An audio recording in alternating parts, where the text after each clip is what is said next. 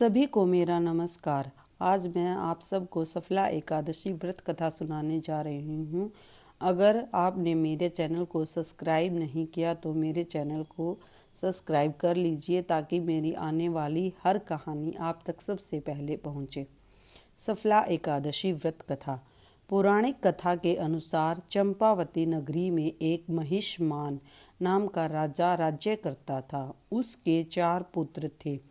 उन सब में लुम्पक नाम वाला बड़ा राजपुत्र महापापी था। वह पापी सदा पर स्त्री और वैश्यागमन तथा दूसरे बुरे कामों में अपने पिता का धन नष्ट किया करता था। सदैव ही देवता, ब्राह्मण, वैष्णवों की निंदा किया करता था। जब राजा को अपने बड़े पुत्र के ऐसे कुकर्म का पता चला तो उन्होंने अपने राज्य से निकाल दिया। तब वह विचारने लगा कि कहाँ जाऊं, क्या करूं।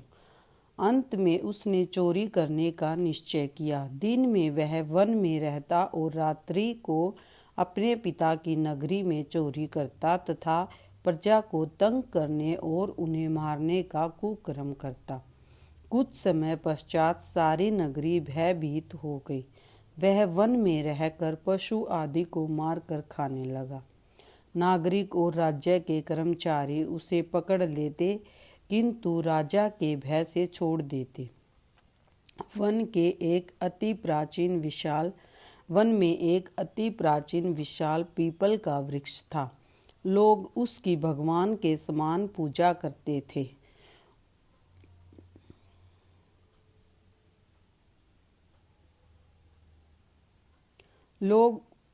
उसी वृक्ष के नीचे वह महापापी लुम्पक रहता था।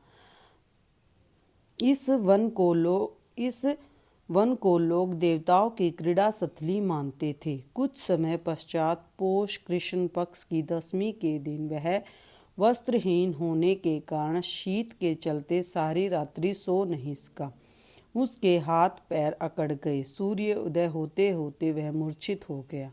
दूसरे दिन एकादशी को मध्याह्न के समय सूर्य की गर्मी पाकर उसकी मूर्छा दूर हुई। गिरता पड़ता वह भोजन की तलाश में निकला। पशुओं को मारने में वह समर्थ नहीं था, अतः पेड़ों के नीचे गिरे हुए फल उठाकर वापस उसी पीपल के वृक्ष के नीचे आ गया। उस समय तक भगवान सूर्य अस्त हो चुके थे। वृक्ष के नीचे फल रखकर कहने लगा, हे भगवान, अब आपके ही अर्पण हैं ये फल, आप ही तृप्त हो जाइए। उस रात्रि को दुख के कारण रात्रि को भी नींद नहीं आई। उसके इस उपवास और जागरण से भगवान अत्यंत प्रसन्न हो गए और उसके सारे पाप नष्ट हो गए। दूसरे दिन प्रातः एक अति सुंदर घोड़ा अनेक सुंदर वस्तुओं से सजा हुआ उसके सामने आकर खड़ा हो गया। उसी समय आकाशवाणी हुई कि हे राजपुत्र,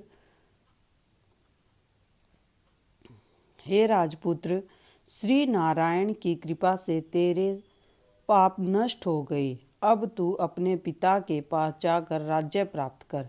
ऐसी वाणी सुनकर वह अत्यंत प्रसन्न हुआ और दिव्य वस्त्र धारण करके भगवान आपकी जय हो कहकर अपने पिता के पास गया।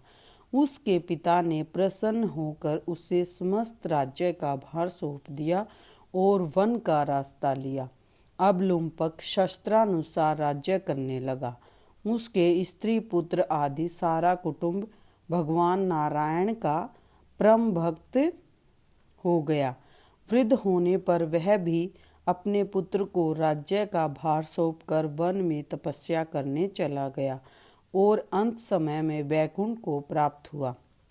अतः जो मनुष्य इस परम पवित्र सफला एकादशी का व्रत करता है उसे अंत में मुक्ति मिलती है। जो नहीं करते वे पूंछ और सींगों से रहित पशुओं के समान हैं। इस सफला एकादशी के महात्म्य को पढ़ने से अथवा स्मरण करने से मनुष्य को अश्वमेध यज्ञ का फल मिलता है। बोलो सत्यनारायण भगवान की जय हो।